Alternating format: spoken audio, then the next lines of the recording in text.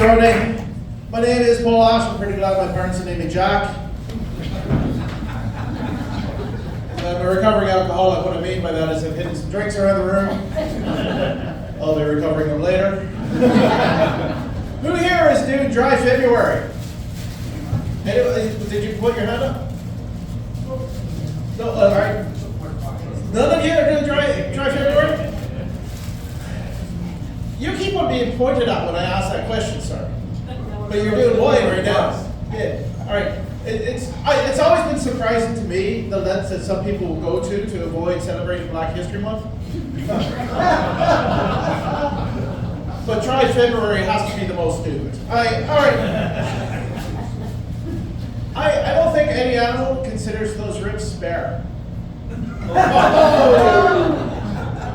All right, you're on it. I am an actor comedian. I say actor first because that's what pays the bills. But it's don't get excited. It's Canadian entertainment. I don't make a living. I make a survival. It's kind of sort of weird because there's a lot of things. I know what I look like. Like I think I look good for 65 years old. Woo. The problem is I'm 56. But whenever they're trying to cast for somebody that's at 65, I'm going to go for it. That's the way it is. I know for a fact that if they're looking for somebody to play a cop, I'm one of 20 people they call. Right? If they're looking for somebody to play a cop who's like a box and a half of donuts into a career, I'm one of 12. If they're ever looking for a creep, I'm one of 8. If they're ever looking for a creepy cop, oh, I'm on speed dial. If they're ever looking for a creepy cop who's an alcoholic, that's my fucking Oscar. Thank you very much. Can I tell you the weirdest audition I ever had? Yes, all right. The weirdest audition I ever had. I show up. There was no script. They said just go onto that little stage. It's like this stage. And they said pick up that bag of kitty litter. There was no cats in the fucking place. All right, there's no cats in the fucking place. So I go over. I pick up the bag of kitty litter. They said just walk it across the stage, put it on the chair, walk away, then walk back, pick up the kitty litter, walk it back, put it in a box, close the box.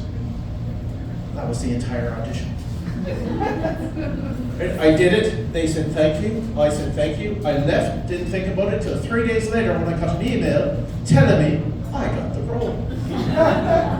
You're right. They sent me the script, but they also sent me a message saying it was SOC, which meant silent on camera, which meant that I didn't have any lines. So I didn't bother to read the script. I should have read the script. Because I showed up on set to find out that I was playing a convicted pedophile. I auditioned for that! That means that I walked through a doorway that 19 other men who look like me walked through, and somebody went, he touches kids.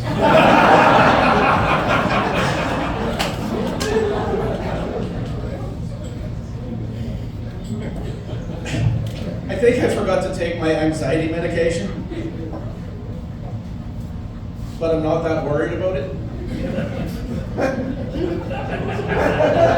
So I probably took my anxiety medication.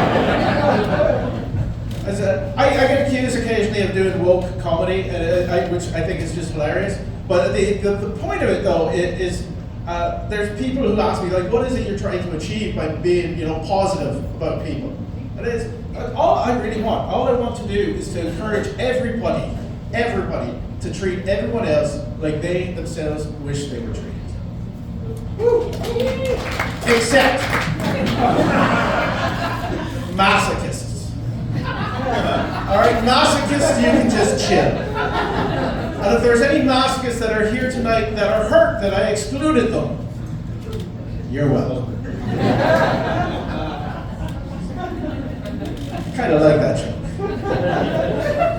Dating a masochist, that's a real pain in their ass. All right, there's nobody here that thinks I'm from fucking Newfoundland, is there? All right, good. We're good. I've been in Canada for a very long time. I have. It's something I really enjoy living here. I had to leave for a reason, but I don't like people asking me how long I've been here because I won't answer that without a lawyer present. But to become a Canadian citizen, one of the things that I'd have to do is pledge allegiance to the Queen.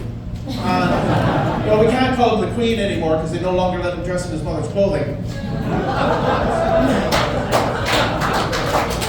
Fuck the monarchy. Not since his coronation, anyways. It's sort of weird. Last time I was at the Nest, I got invited afterwards. Some people said, "Do you want to go to an Irish pub?" I said, "I don't have the time nor the airfare." And they said, "No, there's one over on Crescent Street." No, there's not. Right? The only Irish pubs are in Ireland.